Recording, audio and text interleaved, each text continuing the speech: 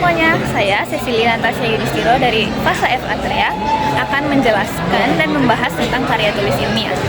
Yang pertama adalah pengertian karya ilmiah. Karya ilmiah merupakan salah satu karangan tulisan yang didasari hasil pengamatan, peninjauan, atau penelitian dalam bidang tertentu. Nah, setelah mengetahui yang namanya pengertian karya ilmiah, selanjutnya saya akan membahas tentang tujuan karya ilmiah. Yang pertama, karya ilmiah bisa menjadi wahana untuk melatih ide. Dua, menjadi wahana transformasi pengetahuan antara sekolah dan masyarakat. Yang ketiga, melatih berpikir karena untuk membuktikan pengetahuan dan potensi ilmiah yang dimiliki oleh seorang siswa. Yang keempat, sebagai sarana pembuktian dalam menghadapi dan memecahkan masalah, dan melatih keterampilan dasar dalam melakukan penelitian.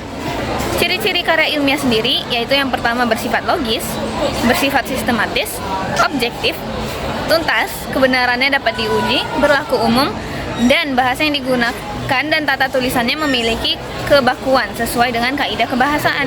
Selanjutnya adalah 3 jenis karya ilmiah. Jadi yang pertama itu adalah karya ilmiah populer, yaitu karya ilmiah yang menggunakan bahasa santai, lebih singkat dan dapat dimuat di media massa. Yang kedua, karya ilmiah semi formal, yaitu karya ilmiah yang berbentuk laporan atau makalah dengan penyajian yang sederhana. Yang ketiga adalah karya ilmiah formal, yaitu karya ilmiah yang memenuhi unsur-unsur kelengkapan akademis seperti skripsi ataupun tesis. Selanjutnya adalah unsur-unsur karya ilmiah. Ada 9 unsur. Yang pertama itu ada judul, kata pengantar, abstrak, pendahuluan, kajian teori, metode penelitian, hasil penelitian dan pembahasan, penutup, serta daftar pustaka. Nah, yang selanjutnya adalah kaidah kebahasaan karya ilmiah. Sebelum membuat karya ilmiah, kita harus mengetahui aturan atau kaidah kebahasaan yang digunakan di dalamnya. Nah, yang pertama itu adalah ketentuan penulisan judul. Judul ditulis dalam bentuk frasa dan tidak disertai dengan tanda baca akhir. Penulisan judul juga ditulis dengan huruf kapital kecuali pada bagian anak judul. Nah, yang selanjutnya kaidah kebahasaan yang kedua adalah kata impersonal. Kata impersonal adalah kata yang tidak bersifat pribadi atau tidak berkaitan dengan seseorang. Seperti contohnya itu ada peneliti dan penulis. Yang ketiga, kata denotasi.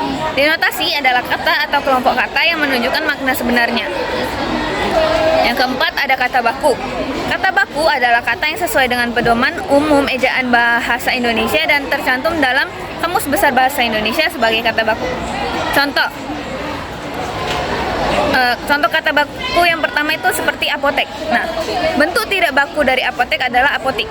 Dan contoh kedua itu seperti atlet. Atlet itu bentuk tidak bakunya adalah atlet.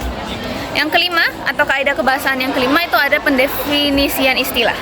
Dalam karya ilmiah, istilah harus didefinisikan terlebih dahulu sebelum dibahas dalam karya ilmiah. Istilah sendiri adalah kata-kata yang berkaitan dengan bidang tertentu. Sekian pembahasan yang bisa saya sampaikan. Terima kasih telah menonton. Bye-bye.